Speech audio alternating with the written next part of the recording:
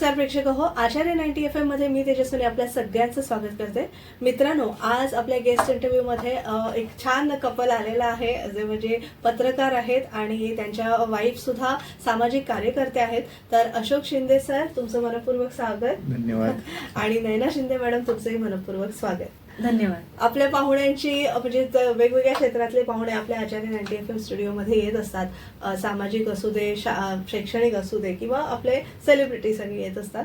तर आज तुम्ही आलेला आहात आणि तुमचं कार्य तसंच उल्लेखनीय आहे. तर अशोक शिंदे सरांची मी थोडक्यात ओळख करून देते. खरं तर ओळख फार मोठी आहे, कारण दोघांचंही कार्य खूपच मोठं आहे आणि वैविध्यपूर्ण आहे आणि वैशिष्ट्यपूर्ण हे दोघांचं कार्य आहे. तर अशोक शिंदे सर हे गेली 27 वर्ष पत्रकारितेत आहेत. सांज, लोकसत्ता, नवशक्ती, सकाळ, अर्थनीती, युगधर्म इत्यादी वर्तमानपत्रांमधून वेगवेगळे विषय त्यांनी हाताळलेले आहेत, ज्याची दखल शासकीय स्तरावरून देखील वेळोवेळी घेण्यात आलेली आहे. देशाला नवे राष्ट्रभक्त आणि मनुष्यबळाची संपदा मिळावी देण्याचं कार्य त्यांच्या हातून होतंय.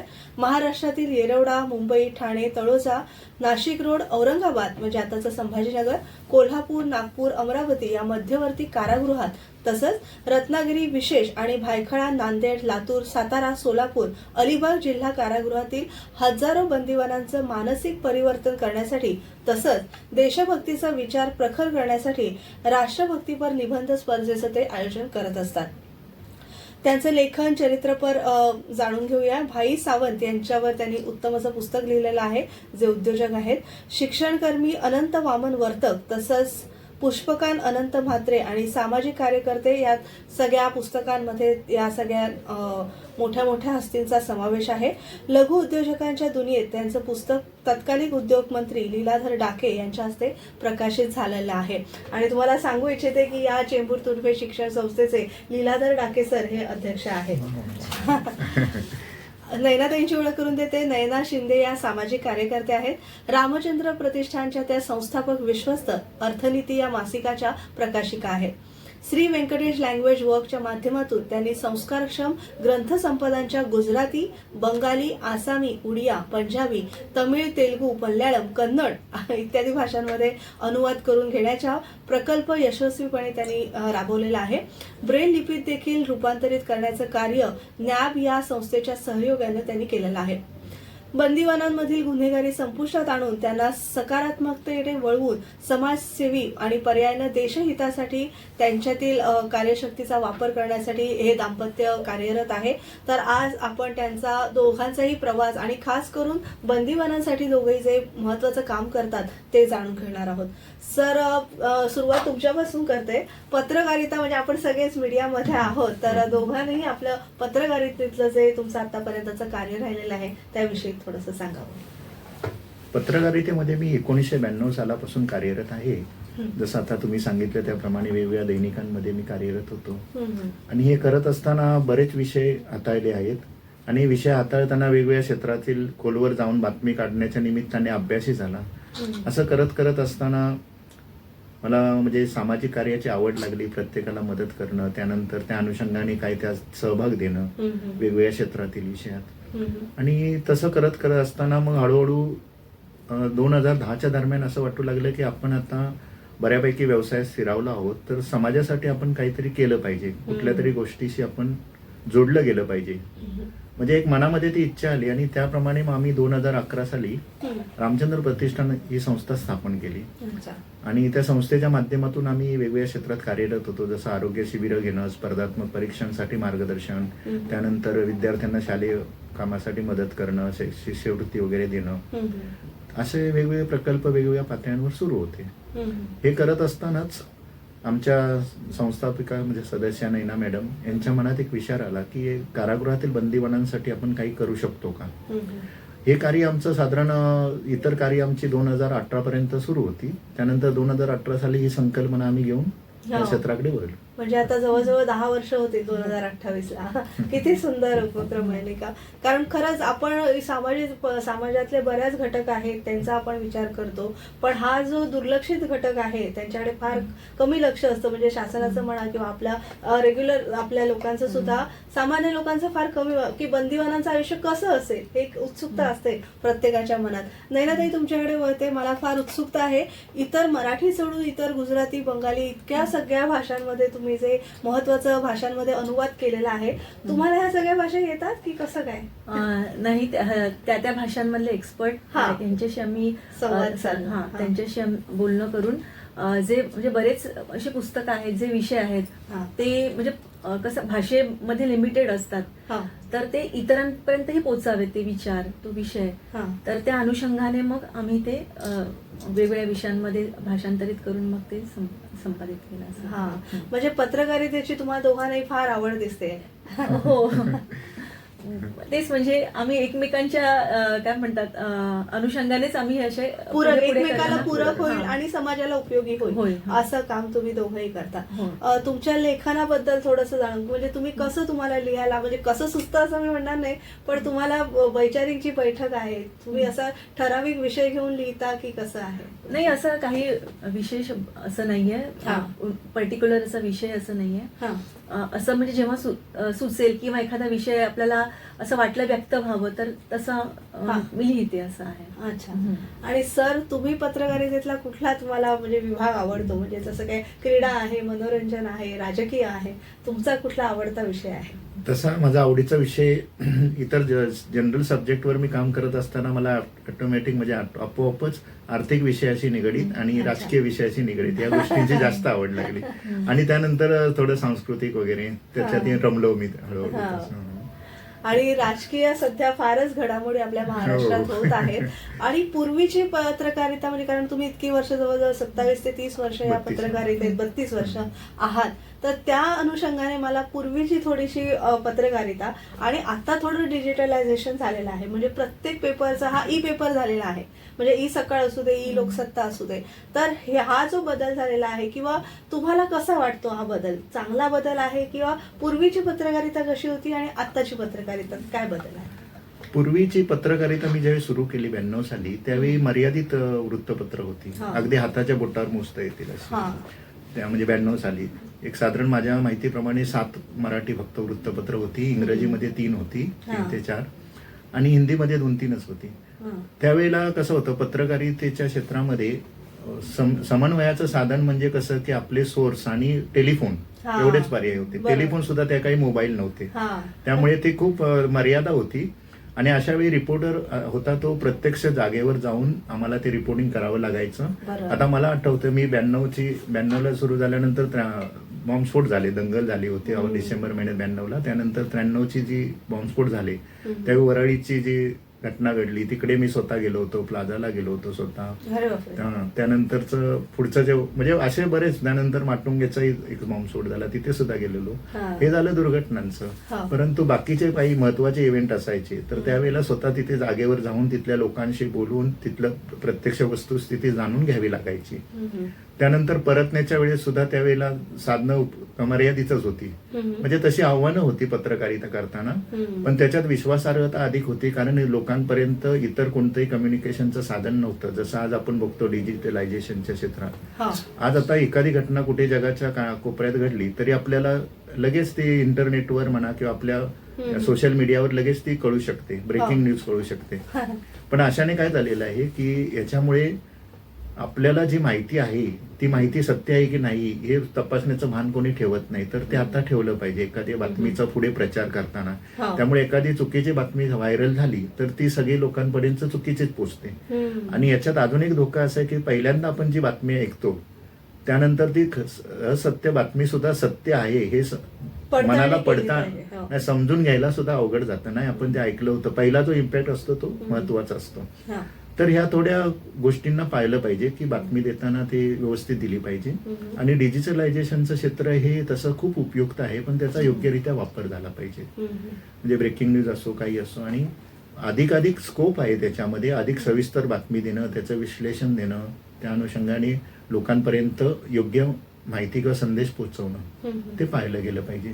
पूर्वीच्या काळात त्यासाठी आम्ही खूप म्हणजे दक्ष असायचो, संवेदनशील असायचो. तेच इथे सुद्धा झालं पाहिजे आजच्या काळात. पण प्रिंट मीडियामध्ये जर तुम्ही इतक्या सगळ्या लोकसत्ता नवशक्ती सकाळमध्ये लिहिलेलं आहे, तर आता इलेक्ट्रॉनिक मीडिया आल्यामुळे थोडा प्रिंट मीडिया मागे पडलाय, किंवा आता कोविडमध्ये सुद्धा लोक पेपर घ्यायला घाबरायचे, आपल्या घरात पेपर नको असं कोविडचा प्रादुर्भाव होईल या अनुषंगाने. तर इलेक्ट्रॉनिक मीडियामुळे प्रिंट मीडिया, पण काही लोक अशी पण आहेत की ज्यांना सकाळी चहा आणि पेपर हा हवाच, त्याशिवाय त्यांची सकाळच होत नाही, म्हणजे आपल्या कामाची सुरुवातच पेपर वाचल्याशिवाय होत नाही, असाही एक वर्ग आहे. म्हणजे आपण बघू, तरुण पिढी नसेल कदाचित, पण तरी सुद्धा असा एक वर्ग आहे. तर इलेक्ट्रॉनिक मीडियामुळे प्रिंट मीडियावर काय प्रभाव पडला आहे त्याविषयी थोडंसं सांगा. इलेक्ट्रॉनिक मीडियामुळे काय झालेलं आहे की बातमीची जी घटनेचा जो प्रसंग आहे किंवा ती घटनेची माहिती तात्काळ मिळते, त्यामुळे लोकांना लगेच तो प्रसंग समजतो किंवा ती घटना समजते. हा इलेक्ट्रॉनिकचा फायदा आहे. प्रिंट मीडियाला ती मर्यादा आहे. काय, प्रिंट मीडिया दुसऱ्या दिवशी सकाळी त्या विषयाची बातमी देतो. परंतु प्रिंट मीडियामध्ये असं करता येईल, म्हणजे एक त्याचा सकारात्मक ही बाब अशी आहे की दुसऱ्या दिवशी ती बातमी सविस्तर असते आणि त्याचं थोडं अनालिसिस पण असतं. त्या बातमीमागची बातमी त्यांना सांगता येऊ शकते किंवा लोकांपर्यंत त्या बातमीमागे त्यांनी काय विचार केला पाहिजे अशी एक माहिती त्यांना देता येऊ शकते. हो, आणि लिखित स्वरूपात असल्यामुळे ते ऑथेंटिक आहे. पुरावा म्हणून आपण त्याचा अगदी तो सुद्धा आहे. आणि इलेक्ट्रॉनिकला कसं आहे, एखादी बातमी चुकली तर ते डिलीट करतात किंवा समजा ती वेबवरून पोर्टलवरून काढू शकतात. तसं प्रिंट मीडियाला नसतं. त्यामुळे प्रिंटची जबाबदारी आणि त्याचं महत्व अजूनही आहे. आता तुम्ही म्हणता की नवीन पिढी विषयीचं, नवीन पिढी थोडी ह्या सगळ्या डिजिटलायझेशनच्या जास्त मागे असल्यामुळे त्यांचा प्रभाव थोडा प्रिंट मीडियावर होतोय. परंतु असाही वर्ग आहे की प्रिंट मीडियाने सुद्धा काय केलेलं आहे की त्यांचे ते अंक आहेत ते पीडीएफ स्वरूपात ते नेटवर वगैरे देतात. त्यामुळे त्याचेही वाचक वर्ग तसा जगभर वेगवेगळ्या ठिकाणी आहे आणि बऱ्यापैकी आहे. म्हणजे तुर्तास थोडं म्हणजे तितकंसं घाबरण्याचे कारण नाही, पण भविष्याचे धोके ओळखून बदललं पाहिजे त्या अनुषंगाने. त्यासाठी सगळ्यांनी विचार करून काय करता येऊ शकतं, प्रिंट मीडियाला अधिक लोकांपर्यंत पोहोचण्यासाठी कसं आकर्षित करता येईल याविषयी उपाययोजना शोधल्या पाहिजेत.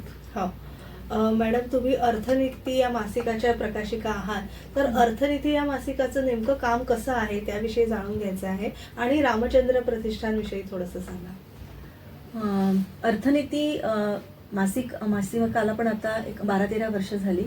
आम्ही म्हणजे जे आर्थिक घटना, म्हणजे इतर जसं सर म्हणाले तसं आर्थिक विषयाचे पेपरांमध्ये वगैरे येतच छापून, पण काही छोट्या छोट्या गोष्टी असतात, गावागावातल्या असतात किंवा त्या गावापर्यंत इथल्या म्हणजे शहरी भागातल्या ज्या गोष्टी आहेत आर्थिक विषय त्या गावापर्यंत पोहोचल्या पाहिजेत.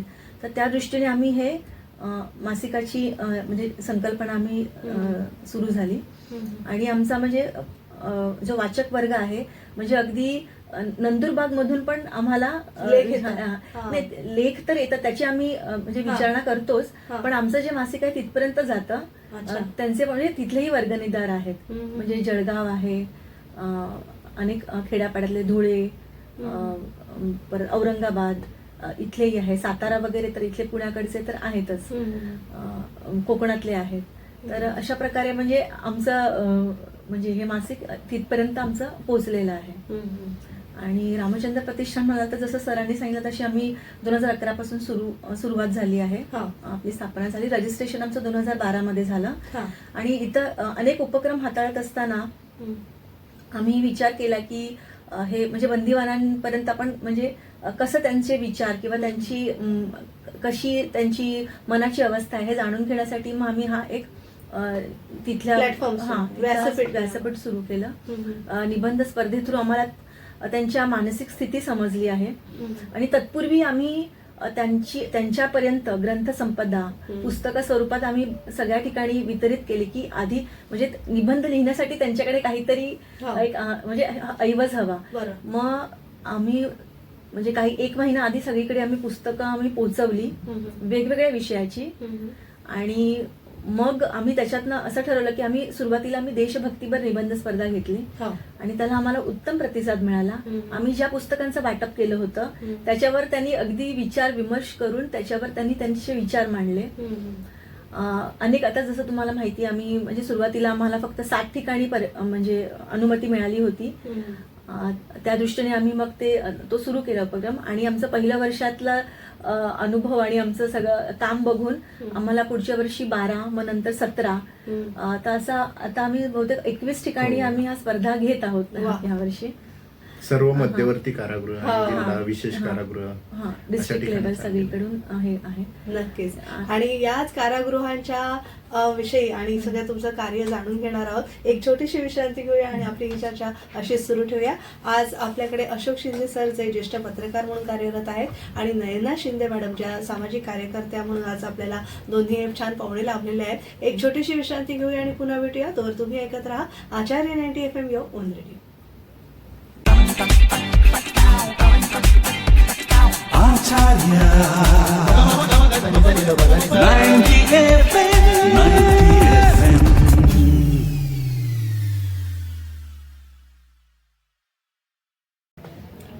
विश्रांतीनंतर आपल्या सगळ्यांचं पुन्हा एकदा स्वागत. तुम्ही ऐकत आहात आचार्य 90 FM युअर ओन रेडिओ आणि आज आपण अशोक शिंदे आणि नयना शिंदे या दाम्पत्याशी संवाद साधतो आहे. दोघेही समाजकार्यात आणि पत्रकारितेमध्ये कार्यरत आहेत.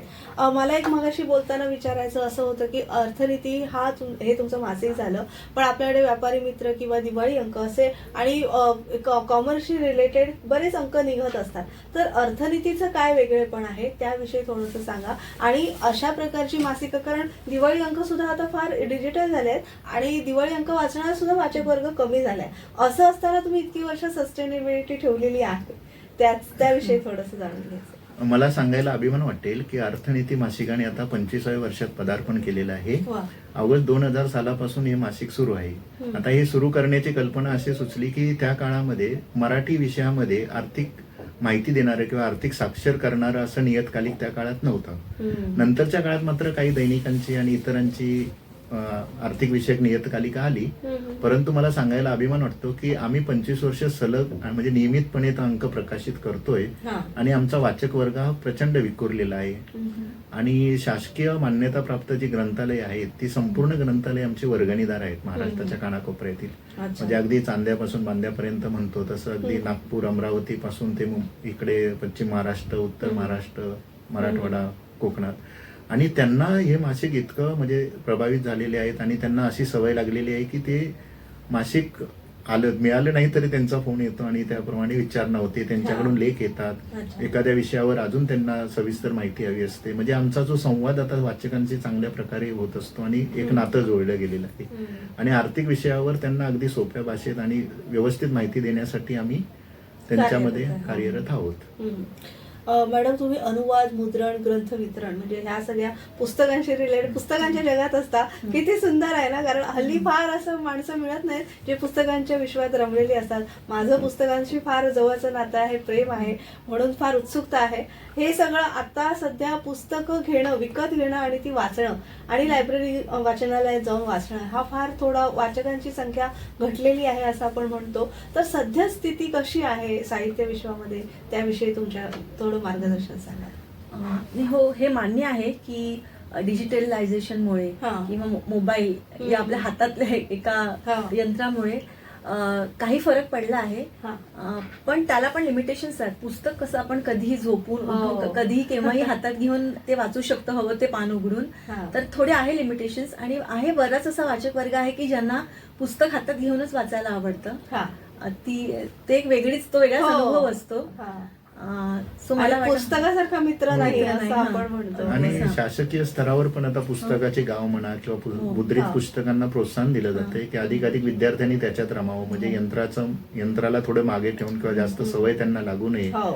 तर त्या दृष्टीनेच हा प्रयत्न आहे. आणि खरंच, आणि मोबाईलवर पुस्तकं वाचून डोळ्यांचा त्रास, डोळ्यांचा नंबर वाढतो आणि त्याचे दुष्परिणाम बरेच आहेत. आणि तो जो पुस्तकाचा वास घेणं, पुस्तकाला स्पर्श करून ते पुस्तक वाचणं, हा जो आनंद आहे तो आपण ते मोबाईल मध्ये नाही मिळू शकत, नाही का? अगदीच. म्हणजे इथे मला सांगावं वाटतं, अर्थनीती जे आमचं मासिक आहे त्याची विचारणा अनेक कॉलेज इन्स्टिट्यूट मधून पण होते. अच्छा. म्हणजे तिथे पण आमचं वर्गणीदार आहेत ते कॉलेजेस.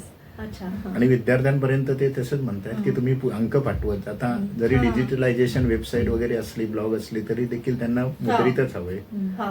नक्कीच. आणि आता मी ते कारागृहांच्या तुमच्या सगळ्या कार्याकडे वळते. नेमकं ही संकल्पना कशी सुचली आणि कोणाला सुचली? त्याविषयी थोडं. ही संकल्पना या नैना शिंदेंनाच सुचली आमच्या संस्थापिका आहेत त्यांना. हा. त्यांच्या मनात तो विचार आला 2017च्या सुमारास की कारागृहातील जे बंदिवान आहेत त्याच्यामध्ये वेगवेगळ्या प्रकारचे आपण वाचतो, बाबा हा अधिकारी कारागृहात केला, हा डॉक्टर कारागृहात केला, प्राध्यापक केला, त्यानंतर वेगवेगळे म्हणजे जी चांगली माणसं असतात ते वेगवेगळे काही गुन्हे करून किंवा समजा काही त्यात अडकून किंवा एखाद्या प्रसंगाला ते बळी पडून तो झालेला असतो तो कृती.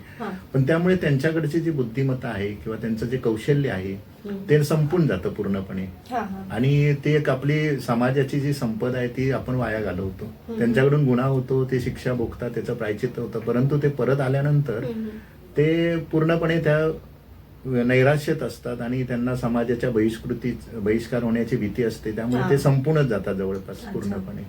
त्यामुळे त्यांना नैराश्यातून बाहेर काढणं, त्यांच्याकडे जे कौशल्य आहे ते कौशल्य एक प्रायचित्त म्हणून तुम्ही समाजासाठी स्वतःसाठी उपयोगात आणा आणि तुम्हाला जेवढं झेपेल जमेल तसं समाजाची सेवा करा आणि देशाची अप्रत्यक्ष सेवा करा. असं करून ते मनुष्यबळ आणि त्यांचं कौशल्य पुन्हा पूर्ववत कार्यरत करण्यासाठी हा एक प्रयत्न आहे. आणि जे समजा चुकीच्या मार्गाला गेलेले आहेत त्यांना सुद्धा एक सुधारण्याची संधी मिळते, त्यांना एक आधार मिळतो, मानसिक आधार मिळतो की बाबा जेणेकरून आपण पुढे गेलं पाहिजे, आपण ह्या लाईफ संपलं नाही, आपलं नवीन लाईफ जीवन सुरू झालेलं आहे, या विचारातून त्यांनी प्रवृत्त होऊन एक काहीतरी करावं हा त्या मागचा हेतू आहे. कैदी आणि स्त्री कैद्या त्यांच्याविषयी मी तुम्हाला विचारेन मॅडम, कारण स्त्री म्हणजे परिस्थिती असते आणि खरं पुरुष सुद्धा नाही, परिस्थिती येते माणसावर आणि म्हणून माणूस तशा त्या वाटेकडे वळतो. तर स्त्री कैदी जर थोड्या कमी प्रमाणात असतील नाही का, तुमचा कसा अनुभव होता स्त्री कैद्यांशी तुम्ही जेव्हा पहिल्यांदा संवाद साधलात तेव्हा? हो, तुम्ही म्हणालात तसं स्त्री कैदींची संख्या कमी आहे, पण आहे. आणि म्हणजे त्या कधी कधी असं होतं की त्या म्हणजे डायरेक्ट कोणत्याही गुन्ह्यामध्ये अडकल्या, कधी कधी अप्रत्यक्षपणे असतात, कधी म्हणजे त्याचे अनेक कारण आहेत, बळी होतात. तर अनेक कारणं आहेत त्याची. तर त्यात म्हणजे आपण आता म्हणजे तेवढं डिटेल नाही सांगता येणार, पण म्हणजे मला हे जाणवलं की जेव्हा एखादी स्त्री कारागृहात जाते किंवा तिच्यावर एखादा म्हणजे असं गुन्हेगारीचा एक शिक्का बसतो, तेव्हा तिला म्हणजे पहिली सुरुवात तर तिच्या घरापासून होते. म्हणजे कित्येक म्हणजे या स्त्रिया म्हणजे व्यक्त झाल्या आहेत, मुली स्त्रिया, की ते म्हणतात की म्हणजे त्यांना समाज हा दुसरा म्हणजे घटक आहे, पण स्वतःच्या फॅमिलीतूनच म्हणजे त्यांना सपोर्ट मिळणं किंवा त्यांना एखादी मदत मिळणं तिथून सुरुवात होते, ते मिळत नाही आणि त्या खूप म्हणजे त्यांना खूप दुःखी आणि नैराश्यात जातात त्या. आणि पण मला हे सांगावंसं वाटतं की शासनाचे अनेक उपक्रम आहेत यांच्यासाठी पण, त्यामुळे त्यांची म्हणजे त्या कुठेतरी इन्व्हॉल्व्ह होतात, त्यामुळे म्हणजे कुठेतरी त्यांना एक आधार मिळतो असं मी म्हणेन. अनेक ऍक्टिव्हिटीज आहेत त्यांच्यासाठी आणि आमची ऍक्टिव्हिटी ही त्याच म्हणजे ह्याच्यामध्ये मोडते, पण मग अशा ऍक्टिव्हिटीतून त्या एक्सप्रेस होतात, त्यांना बोलायला व्यासपीठ मिळतं.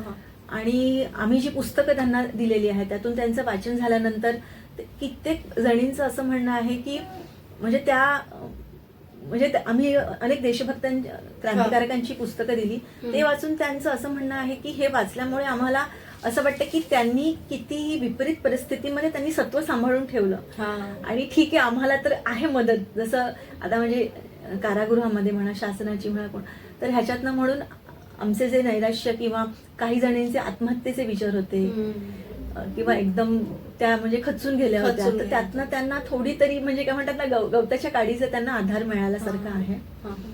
आणि अनेक जणींना आम्ही मग समुपदेशन पुढे म्हणजे पुढची पायरी समुपदेशन आहे, तेही आम्ही जातो जिथे जसं आम्हाला बोलावणं येतं त्याप्रमाणे. आणि खूप अनेक जणींचं असं म्हणणं आहे की आम्ही आता ह्या सगळ्या गोष्टीतनं आम्हालाही वाटतं काहीतरी समाजासाठी करावं, तर त्या निश्चितच त्याच्यामध्ये भाग घेण्यात आता तयार झाल्या आहेत. नक्कीच, कारण काय ह्या ज्या स्त्रिया असतात ते त्यांच्याकडे वेगवेगळे कलाकुसर पण असते, काही विणतात, छान छान असं पेंटिंग्स करतात किंवा कशी ते तयार करतात, आणि जे आपल्या सीमारेषेवर असतात त्या जवानांसाठी त्या राख्या सुद्धा सुंदर सुंदर बनवतात. म्हणजे मी पण एकदा कार्यक्रमाच्याच माध्यमातून कारागृहातल्या लोकांसमोर गेले होते, तेव्हा त्या राख्या बनवून देणं सीमारेषेवर हे किती, आणि त्या कैद्यांना किती असं छान वाटतं की आपल्या राख्या सीमारेषेवर जवान घालतात. तर आणि अजून एक मला सांगायचं वाटते, जे आता अनेक कारागृहांमध्ये कारखाने आहेत, हा. अनेक म्हणजे कलाकुसरीच्या गोष्टी आहेत, अनेक म्हणजे कामाच्या अशा खूप गोष्टी तिथे बनवल्या जातात. हा. म्हणजे त्यांचं मनुष्यबळ तिथे वापरलं जातं हम्म. आणि तिथे त्यांना म्हणजे हा एक इन्कम सोर्स पण आहे. हो. तर त्या दृष्टीने पण म्हणजे त्यांना फॅमिलीला म्हणजे हातभार लावायला मिळतो असं आहे. कधी कधी म्हणजे 6 वर्षापर्यंतच्या मुलांबरोबर तिथे त्यांना तिथे सोय असते त्यांना तिथे राहण्याची. हम्म. तर त्यासाठी म्हणजे ते एक त्यांना हा. थोडंसं एक आधार भेटतो की तू कुठेतरी ओलावा मिळतो त्यांना हा. तिथे असं आहे. आणि मग अशा प्रकारे जसं सांगितलं इतर ऍक्टिव्हिटीज आहेत. हे अशा उपक्रमातनं त्यांचं म्हणजे असं जीवन त्यांचं तिथे चालू आहे असं. हा, नक्कीच. सर, मला असं विचारायचं आहे की बंदिवानांसाठी तुम्ही कार्यक्रम हे करतातच आहे, पण तरी सुद्धा कैद्यांच्या फॅमिलीजचं सुद्धा काउन्सिलेशन होणं गरजेचं आहे. कारण कारागृहातनं सुटका झाल्यानंतर त्यांना परत समाजामध्ये समाविष्ट करून घेणं, तर समाजाचं सुद्धा एक त्यांना सुद्धा प्रशिक्षण दिलं गेलं पाहिजे असं तुम्हाला वाटतं का? आणि तशा पद्धतीने तुम्ही काही कार्य करता का? आता आमच्याकडे एक उदाहरण देता येईल. हम्म. आम्हाला एक जिल्हा कारागृहामध्ये कपल भेटलं होतं. हम्म. तर त्यांचं कसं होतं की त्या दोघांनाही तुरुंगात जावं लागलं होतं अरे एका बापरे. प्रकारानं. सुशिक्षित होते ती मंडळी, हा. पण त्यांची एक कंपनी होती, त्या कंपनीत मधल्या काही कारण तक्रारीमुळे वगैरे जावं लागलं. अच्छा. आणि त्यांना एक एकुलता एक मुलगा होता. हम्म. तर जसं तुम्ही म्हणाला कुटुंबाची काय अवस्था होती, तर तो हा. एकुलता मुलगा एक म्हणजे माध्यमिक शाळेतच शिकत होता. हा. त्याच्यावर त्याचा लहान फार होता. परिणाम झाला. हो. एकतर त्याला कसं कळलं, म्हणजे माझे आई वडील अशा ह्याच्यात गेल्यामुळे त्याच्यावर परिणाम झाला. हम्म. पुन्हा त्याला राहण्याची व्यवस्था कुठेच नव्हती, म्हणजे नातलगांमध्येही त्याला जमलं नाही. मग ते मावशीकडे राहत होता. मावशीचं मग तिला लक्ष देता आलं नाही. हम्म. मग तो हुशार मुलगा नैराश्यात गेला आणि तो अंमली पदार्थाच्या मागे लागला. खूप त्रास झाला. हा, हा. आम्हाला असे काही नमुने म्हणजे उदाहरणं भेटतात. आता त्या मुलाचं मग आम्ही समुपदेशन केलं. आमच्या एक समुपदेशिका आहेत, हम्म. राष्ट्रपती पदक विजेत्या मॅडम शोभा नाकरे. तर त्यांना आम्ही समुपदेशन करायला सांगितलं. मग ते बरेच आम्ही त्याच्यावर उपचार केल्यानंतर मग तो आता पूर्ववत झाला. हम्म. आणि दुसरं असं आहे की जे कुटुंब जे आहे त्यांची दुसरं एक उदाहरण देता येईल की कोल्हापूर मधला एक कैदी होता. हम्म. तर त्याची मुलगी पण लहान होती. मग तिच्या लग्नाची समस्या निर्माण झाली. तिचे लग्न करण्यापासून पुन्हा ते काय खर्च करण्यापासून अशी सगळी व्यवस्था मग आम्हाला ती करावी लागली. हम्म. त्यानंतर बऱ्याच जणांचे आम्हाला संपर्क येतात, म्हणजे परस्पर करतात त्यांची मुलं वगैरे, हा.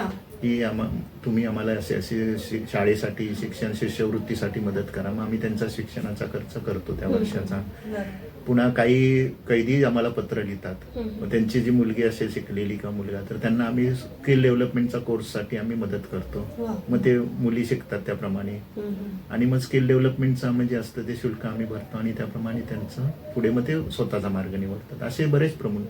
काही जणांना कुटुंबात एवढे हे असतं की त्यांची चुकी नसताना त्यांना जामिनासाठी लिगल मदत म्हणजे कायदेशीर मदत द्यावी लागते, तर ती आम्ही मिळवून देतो. अशी बरीच उदाहरणं आहेत की आम्ही ते नंतर त्यांच्या कुटुंबियांसाठी करत असतो त्या पद्धतीने. पण तरी सुद्धा कैदी एकदा त्यांच्याकडे बघण्याचा दृष्टिकोन बदलला पाहिजे. कारण एकदा कैदी एकदा चूक झाली की ती चूक तो परत करत नाही. त्याच्यामध्ये परिवर्तन तुमच्या माध्यमातून घडून आणण्याचा अगदी प्रयत्न नेमका होतो. आमचा हाच प्रयत्न आहे. म्हणून हा. महाराष्ट्र शासनाच्या गृह विभागाचं जे कारागृह प्रशासन आहे त्यांनी आम्हाला यासाठी हा. नेहमी सहकार्य केलंय आणि प्रोत्साहन दिलेलं आहे की हा प्रयोग अधिकाधिक जणांपर्यंत पोहोचवा तुम्ही. हा. जसं मॅडमनी सांगितलं की सुरुवातीच्या पहिल्या वर्षात आम्हाला 7 कारागृह होती, आज ती अच्छा. 21 कारागृह झालेत. त्यात बापरे. सगळे मध्यवर्ती कारागृह आहेत. अगदी येरवड्यापासून ते पूर्ण त्यात सगळेच मध्यवर्ती कारागृह म्हणजे सेंट्रल जेल आहेत. हम्म. तर आमचा हाच उद्देश आहे. जसं तुम्ही म्हणालात की हे जे बंदिवान आहेत आणि त्यांना पुढचे जे नैराश्य येतं किंवा बहिष्कार टाकल्यामुळे जो काही समस्या निर्माण होते त्यातून बाहेर काढणं. कारण ते तर एक त्यांनी तशी मानसिकता ठेवलीच पाहिजे की आपल्याला समाजाकडून कदाचित वागणूक अशी मिळू शकते, पण आपण असं काही कार्य करावे की उद्या ह्याच मंडळीने आपल्याशी संपर्क साधला पाहिजे, आपल्याशी नातं जोडलं पाहिजे. ही एक आपल्याला संधी आहे स्वतःलाही सुधारण्याची आणि त्याचबरोबर लोकांना एक आपल्याबद्दलची त्यांच्या मनातली प्रतिमा उंचावून देण्याची. तर त्यानुसार आपलं जे कौशल्य आहे, आपण ज्या क्षेत्रात काम करत होता किंवा करत आहात त्याच्यातच अधिक तुम्ही जोमाने काम करा. लोकांना सहकार्य करत राहा, मदत करत राहा. आपोआप तुमचा दृष्टिकोन बदलेल, तुम्ही सन्मानाने जगू शकाल. लोकांनाही तुमच्या मनामध्ये एक चांगली भावना तुमच्याबद्दल आदराची होऊ शकेल. तर हे तुम्ही केलं पाहिजे असा आमचा आग्रह असतो आणि त्यासाठी आम्ही प्रयत्न करतो त्यांच्या. आणि समुपदेशनातून हेच सांगतो आणि त्यांना हेही सांगतो की तुम्ही काही केलं तर आम्हाला नक्की कळवा. आमचा सदैव पाठिंबा आहे तुम्हाला, आमचंही प्रोत्साहन आहे असं आम्ही त्यांना प्रेरित करतो. मग ते लागतात त्याप्रमाणे तयारीला, आणि त्याचे परिणाम चांगले येत आहेत प्रशासनाला. हा. त्यांचे फीडबॅक असल्यामुळे ते सुद्धा प्रशासन या विषयावर खूप आनंदी आहे. खूप छान कार्य करताय. पण काय आपल्या समाजामध्ये जे जशी सत्प्रवृत्तीची माणसं असतात तशा दुष्प्रवृत्तीची सुद्धा माणसं असतात. तर तुम्हाला मॅडम कधी भीती वाटली का कारागृहात जाताना, किंवा कसा कैदी असतो तो पुढे आपल्याकडे कसा रिॲक्ट होईल? कारण चांगलं काम हे वाखाणलं जात नाही, फार कमी लोक वाखाणतात. चांगल्या कामाची कधी स्तुती होत नाही, पण तुम्ही जर वाईट काम केलं आणि ते, तर त्याची अशी भीती असते की ते परत रिफ्लेक्ट होईल. तुम्ही जर समाजाला चांगलं सुधारवायचा प्रयत्न करत असाल तर समोरचा कैदी तो कसं घेईल की कशाला आम्हाला या शिकवायला आल्या, असं पण थोडंसं त्यांच्या मनात असतं. तर कधी तुम्हाला ह्या सगळ्या, आणि बापरे मी तर नावं वाचूनच मला भीती वाटली, दडपून गेलं मन. तर येरोडा वगैरे, कारण हे भयंकर कैदी तिथे ठेवले जातात, म्हणजे असे भयंकर गुन्हे करणारे कैदी. तर कधी कैद्यांसमोर जाताना तुम्हाला, म्हणजे तुम्ही प्रत्यक्ष समोर जाता की तेव्हा भीती वाटते का तुम्हाला? हो, अगदी म्हणजे अगदी पहिल्यांदा हा आता मी ठिकाण नाही म्हणजे हा. पहिल्यांदा जाताना आम्ही कसं असतं तिथे आत जाताना आपल्याला काहीही घेऊन जाता येत नाही. आपले हा. सगळे सेफ्टीसाठी म्हणा किंवा आपलं आयडेंटिटी पण नसते तिथे, सगळं जमा करून आपल्याला आतमध्ये प्रवेश मिळतो. तर अगदी पहिल्या वेळेला मला असं वाटलं होतं, पण तिथे पोहोचल्यानंतर माझी ती भीती निघून गेली. कारण तिथे म्हणजे मला अगदी खरं सांगायचं तर गुन्हेगार असं प्रवृत्ती असं दिसतच नव्हतं. कारण तिथे आतमध्ये गेल्यानंतर नक्कीच त्यांना पश्चाताप होतोच, म्हणजे माणूस आहे तो शेवटी. आणि मग त्यांचे रिॲक्शन्स, उलट त्यांना कोणी आलं बाहेरनं की इतका आनंद होतो. त्यांना व्यक्त व्हायचं असतं, काहीतरी सांगायचं असतं स्वतःबद्दल, तर ते नक्कीच सांगत असतात की, किंवा कसं त्यांचं म्हणजे घरातून कशी प्रतारणा होते. म्हणजे तसं तुम्हाला सांगितलं तसं इथपासून ते त्यांना बाहेर जायचं आहे, तर मग काही आता शेवटी सगळे नियम कायद्याप्रमाणेच होणार ते, तर त्यात त्यांना काही अडचणी येतात, मग त्या सांगत असतात. मग आपल्याला जसं जमेल तसं आम्ही मदत करतो. मला एक आवर्जून असं गोष्ट सांगायची आहे. आम्ही आता हा आमचा 5-6 वर्षाचा प्रवास आहे. त्यात आम्हाला फुलं देण्यापासून, म्हणजे तिथे बाग असते त्याच्यातनं फुलगच्छ देतात आम्हाला बनवून. ते त्यांनी जे कमवलेले असतं ना त्याच्यातनं आम्हाला चहा देणं, सरबत देणं, एखादं फळ देणं, ते इथपासून ते काही महिलांनी मला एकदा मेहंदी काढलेली आहे, एकदा माझी सुंदरशी ती सागर वेणी असते वेणी घातलेली आहे, इथपर्यंत ते म्हणजे त्यांनाही हवं असतं त्यांचं, म्हणजे कोणीतरी त्यांच्या प्रेमात सहभागी होण्यासाठी असं. तर खूप आम्हाला चांगले अनुभव आले. आणि तिथे गेल्यानंतर अगदी म्हणजे असं वाटतच नाही की हे कारागृह जेव्हा आपल्याला असं बाहेर वाटतं, पण तिथल्या माहोलमध्ये गेल्यानंतर असं वाटत नाही. प्रत्येक जणी म्हणजे हसत खेळत काही त्यांचे अनुभव सांगत असतात. आणि असे ती आमची स्पर्धा चालू असते. स्पर्धा झाल्यानंतर चालू असताना आम्हाला असं म्हणत असतात, आम्ही त्यांना वेळ दिलेला असतो ना 1 तास, नाही थांबा आम्हाला काहीतरी लिहायचं अजून. ते लिहिताना पण इतकं सुंदर अक्षरात लिहितात. काही जण चित्र काढतात, काही कविता लिहितात, काही त्यांचं म्हणजे इतकं सुंदर सुंदर, आणि काही डेकोरेशन म्हणजे अगदी त्यांच्याकडे पेन असतात ना रंगीत, त्याच्याने इतकं सुंदर लिहितात. म्हणजे असं एखादा छान प्रोजेक्ट असतो अशाप्रमाणे आम्हाला बऱ्याच गोष्टी लिहून देतात. कधी त्यांचे अनुभव असतात, कधी त्यांचे विचार असतात. तर असे आम्हाला खूप असे म्हणजे आता सांगता नाही माझ्या अंगावर काटा येतं, खूप छान वाटतंय.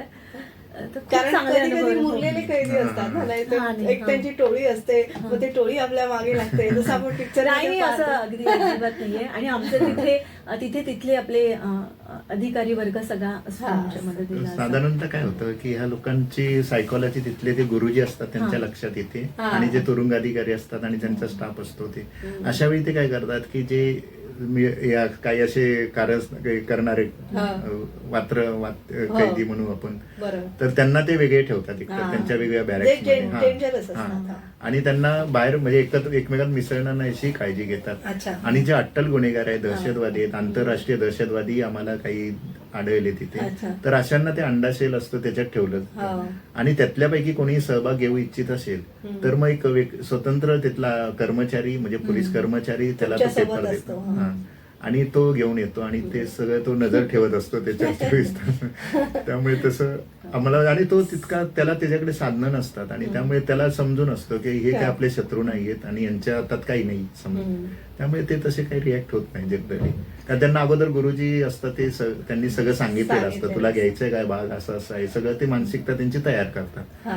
त्यामुळे त्यांना एक तसं झालेलं असतं फील त्याप्रमाणे की हे आपल्याला उपद्रवून आपल्याला काही त्रास नाही यांच्यापासून आणि आपण त्यांना देऊ नये असं त्यांना ते माहित असतं तसं. खरंच हा आणि अगदी काही ठिकाणी अशी विचारणं होतं की तुम्ही पुढच्या वर्षी म्हणजे नेक्स्ट कधी येणार आहात, हा अच्छा असंही विचारणं होते. नक्कीच. तुरुंगात हा प्रवास, तुरुंगाचा प्रवास हा अगदी रंजक होतो या मुलाखतीच्या माध्यमातून. एक छोटीशी विश्रांती घेऊया आणि पुन्हा ही चर्चा अशीच चालू ठेवूया. आज आपण अशोक शिंदे आणि नैना शिंदे या सामाजिक कार्यकर्त्या आणि पत्रकारितेत अग्रेसर असलेल्या दाम्पत्याशी संवाद साधतोय. तुम्ही ऐकत राहा आचार्य 90 FM युअर ओन रेडिओ.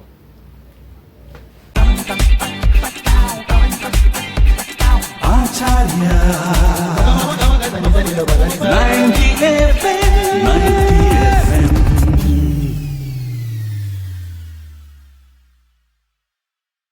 विश्रांतीनंतर तुम्हा सगळ्यांचं पुन्हा एकदा स्वागत. तुम्ही ऐकत आहात आचार्य 90 FM युअर ओन रेडिओ आणि आज आपण अशोक शिंदे आणि नैना शिंदे या सामाजिक कार्यकर्ते आणि पत्रकार यांच्याशी संवाद साधतोय. आता ही सगळी ग्रंथसंपदा आहे ती तुम्ही कारागृहातल्या बंदिवानांना देता वाचायला, मग ती थोडी जीर्ण शीर्ण होण्याची शक्यता आहे. पुस्तकं आहेत ती म्हणजे थोडं त्याला इजा होणारच. तर ह्याचं सगळं संवर्धन तुम्ही कसं करता? कारण ती पिढ्यानपिढ्या म्हणजे पुढच्या ह्या कैद्यांपासून त्या कैद्यांपर्यंत ती दिली गेली पाहिजेत. तर त्याचं संवर्धन तुम्ही कसं करता? आम्ही काय करतोय, साधारण काय होतं, कारागृहांमध्ये जी पुस्तकं वितरित करतो ती राष्ट्रभक्तीची आणि संस्कारक्षम आणि जसं वेगवेगळे आपले जे आहे समाज सुधारक यांच्याविषयीची पुस्तकं असतात. आणि त्या पुस्तकांना आम्ही नॅशनल बुक ट्रस्ट ही जी भारत सरकारची संस्था आहे त्या संस्थेने मान्यता दिलेली आणि त्यांच्या नियमावलीनुसार तयार झालेली ही पुस्तकं असतात. ती त्याला आम्ही अधिक प्राधान्य देतो आणि ती वितरित करत असतो. आता नॅशनल बुक ट्रस्टने आम्हाला सवलतीच्या दरात हे पुस्तकं उपलब्ध करतं. त्याचबरोबर काही समाजातील काही इच्छुक प्रकाशक, त्यानंतर काही इच्छुक व्यक्ती आम्हाला पुस्तकं देत असतात. त्यांच्या माध्यमातून आम्ही ती त्यांच्यापर्यंत पोहोचवत असतो. आणि ह्याचं संवर्धन करण्यासाठी तिथे त्यांचं एक वाचनालय असतं प्रत्येक कारागृहामध्ये. तर काही ठिकाणी आम्ही त्यांना पुस्तकं ठेवण्यासाठी कपाटं दिलेली आहे, त्यांची व्यवस्था नाही त्यांची. इतर काही संस्थांनी कारागृहांना कपाटं दिलेली वेगवेगळ्या कारणास्तव, त्यातली काही ते उपलब्ध करतात त्या पुस्तकांसाठी. आणि तिथे ग्रंथपाल म्हणून एका बंदिवानावरच जबाबदारी असते, तो त्याचं मेंटेनन्स करतो. आणि जीर्ण झालेली पुस्तकं असली तर ती नंतर आम्हाला मागणी करतात की आता आम्हाला नवीन पुस्तकं पाठवा. तसे आता आम्ही अलिबागला पाठवलेली आहेत, औरंगाबादच्या म्हणजे संभाजीनगर कारागृहात. तसेच त्यांच्याकडून नियमितपणे विचारणा होती की आता पुस्तकं आम्हाला पाठवा, कमी पडतायत किंवा समजा ह्या विषयावरची मिळू शकतील का.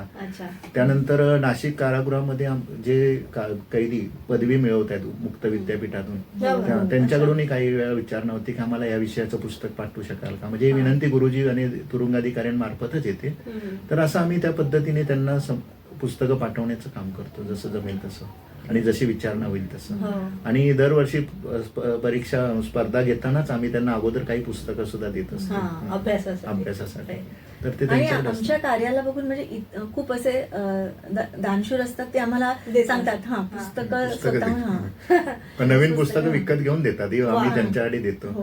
आता वडाळ्याचे एक नेरुरकर म्हणून आहे दाम्पत्य, त्यांनी तर खास त्यासाठी भरपूर पैसे खर्च करून ते पुस्तकं घेतले आणि आम्हाला पाठवून दिली. ठाण्याचे पण एक आहे, त्यांनी अध्यात्माची पुस्तकं दिली होती आणि त्यांनी स्वतः आम्हाला म्हणजे पुस्तकं पाठवण्याचाही खर्च त्या ठाण्याच्या त्यांनी केला होता, परस्पर पाठवली. किती सुंदर.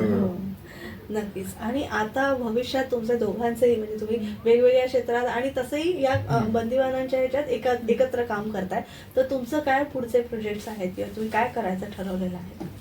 आता या बंदिवानांच्या अनुषंगाने आम्ही असं एक नियोजन करतोय किंवा अशी एक आमची योजना आहे की कारागृहातून तो बंदिवान सुटल्यानंतर जर तो ज्याला समाजाचे बहिष्काराचा सामना करावा लागत असेल, थोडक्यात म्हणजे तो निराधार असेल, तर त्याच्यासाठी तो स्थिर होईपर्यंत त्याचं पुनर्वसन करण्यासाठी व्यवस्था करायची. फॉर एक्झाम्पल, आता समजा एखादा शेतकरी कुटुंबातला किंवा शेतीवर आधारित व्यक्ती असेल, जो कारागृहातून सुटल्यानंतर गावात जाऊ इच्छित नसेल किंवा गावात त्याला कोणी बहिष्कार केला असेल, तर त्याला एका कृषी केंद्रामध्ये ठेवून तिथे त्याला जेवढी जागा द्यायची, उपलब्ध करून द्यायची, त्याची सामग्री उपलब्ध करून द्यायची संस्थेच्या वतीने, आणि तो माल त्याने तयार करून विकावा आणि स्वतः पैसे कमवावे, स्वावलंबी व्हावं आणि त्याला जोपर्यंत उद्योजक व्हावं. आणि ज्यावेळी त्याला वाटेल बाबा मी बऱ्यापैकी पैसे कमवलेत आणि आता स्थिर झालोय, मग त्याच्या पुढे तो पर्याय राहील की इथेच राहायचं की स्वतंत्र उद्योग सुरू करायचा, काय करायचं ते. आणि दुसरं, जे कारागृहातून बाहेर येत आहेत त्यांची जशी मागणी असेल, इच्छा असेल, तसं त्या आमच्या केंद्रामध्ये त्यांनी यावं. कोणाला समजा शिक्षण घ्यायचं असेल कोणाला काय अभ्यास करायचा असेल, आमच्या सामाजिक कार्यात सहभागी व्हायचे असेल, असे आम्ही अनेक पर्याय खुले करून देणार आहोत की त्यांना इथून सुटल्यानंतर समाजाच्या बहिष्काराचा सामना होत असेल तर इथे आपल्याकडे पर्याय आहे. एक आधाराची भावना आम्ही निर्माण करू इच्छितो तसं पुनर्वसन केंद्राचं. आणि म्हणजे मलाही सांगावंसं वाटेल की महिला ज्या आहेत त्या जसं म्हणतात ना की घर सांभाळतात, नोकरी तर त्यांच्याकडे इतकी एनर्जी आहे आणि इतकी मॅनेजमेंट आहे की त्या म्हणजे स्वतःच्या स्किल बेसवर बरंच काही करू शकतात. तर ज्यांच्याकडे शिक्षण नाहीये की प्रॉपर स्किल नाहीये तर अशा महिलांना म्हणजे स्किल प्रशिक्षण देऊन काही उद्योग निर्माण करण्याचा विचार आहे. त्याच्यावर आमचं म्हणजे काम चालू आहे. नक्कीच. आणि अजून एक सांगायला आवडेल की आम्ही दरवर्षी कारागृहात जातो, परंतु स्पर्धेत भाग घेण्यासाठी आम्ही काय म्हणत असतो की तुम्ही पुढच्या वर्षी स्पर्धेत भाग घ्यायला राहू नका, असे आम्ही उलट त्यांना सांगत असतो. म्हणजे असं चांगलं काम करा की तुमची शिक्षा माफ झाली पाहिजे आणि तुम्ही बाहेर पडला पाहिजे. नक्कीच. आणि सर तुम्ही उत्तम लेखक आहात, तर काय लिहायचं असं काही मानस तुम्ही ठरवलंय का? किंवा आता हे सगळे यांच्यावर लिहिलंय तुम्ही, भाई सावंत, शिक्षण महर्षी अनंत वामन वर्तक, तसं आणखीन काही कोणाचं चरित्रात्मक लिहायचं ठरवलंय? तसं काही मंडळींचं माझं आता नुकतंच झालंय. अनिल गणाचार्य म्हणजे जे गुलाबराव गणाचार्य यांचे चिरंजीव आहेत, त्यांचे पुस्तक प्रकाशित झाले आणि त्याला मला पुरस्कार देखील मिळालेला आहे. तर असं माझं लिखाण चालूच असतं वेगवेगळ्या विषयांवर. पण एक करू इच्छितो मी की हे जसं कारागृहाचं उदाहरण आहे तसे जे उपेक्षित जी मंडळी आहेत त्यांच्यासाठी अधिकाधिक त्यांचं लिहिणं, त्यांचं वास्तववादी जीवन लोकांपुढे मांडणं. कारण हे अनुभव अगदी वेगळे आहेत आणि अनेकांना माहिती नसतं की असे असे उपेक्षित आहेत वेगवेगळे लोक.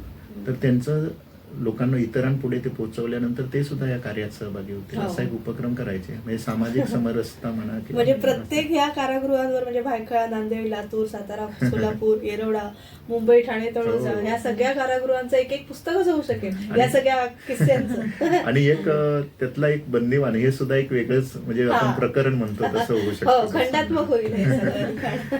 नक्कीच. तुमच्या सगळ्या भावी आयुष्यासाठी खूप साऱ्या शुभेच्छा, उपक्रमांसाठी शुभेच्छा. आचार्य 90 FM वर तुम्ही सदैव या आणि काही हा मंच तुमच्यासाठी आहे असं समजा. आणि तुमच्या सगळ्या आणि आरोग्यदायी तुम्हाला दोघांनाही आयुष्य मिळू दे असं सिद्धिविनायकाच्या चरणी प्रार्थना करते. आणि आज तुम्ही दोघे इथे आलात आणि आचार्य 90 FM वर मुलाखतीमध्ये सहभागी झाला त्याबद्दल मनपूर्वक आभार. तुमचे सुद्धा मनपूर्वक आभार. आमच्या कार्याची दखल घेतली तुम्ही त्याबद्दल. नक्कीच. तर प्रेक्षक हो, आज आपण अशोक शिंदे पत्रकार आणि नयना शिंदे या सामाजिक कार्यकर्ता या दोघांचंही कार्य जाणून घेतलं. तुम्हालाही मुलाखत आवडली असेल तर आम्हाला नक्की कळवा. आमचं YouTube चॅनल आहे आचार्य 90 FM, याला लाईक, शेअर आणि सबस्क्राईब करा. आणि अशाच एका नवीन मान्यवरांसह आणि मुलाखतीत भेटूया. तोवर मी तेजस्वी आपला निरोप घेते. तुम्ही ऐकत राहा आचार्य 90 FM ओन रेडिओ. धन्यवाद.